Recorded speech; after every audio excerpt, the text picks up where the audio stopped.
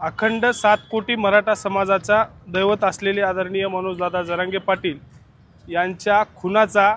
Cut रचण्याचं या राजकर्त्यांनी एक cut रचलेला आहे। या राजकर्त्यांना म्हणजे या परळीच्या इम्रान हाशमींना नांदेड जिल्ह्याहून आमचं एक कळकळीचं आणि एक शेवटची वॉर्निंग म्हणायला हरकत नाही की इम्रान हाशमी, तू आत्तापर्यंत आमच्या संतोष अण्णा देशमुख असतील किंवा मराठा समाजाचे असतील किंवा 18 पगड जातीतील 12 बलुतेदारांचे जे लोक असतील त्यांना हिण करून मारण्याचे काम तू आतापर्यंत पचवलास। पण आमचं जे दैवत असणारं मनोजदादा जरांगे पाटील यांच्याकडे तू वाकऱ्या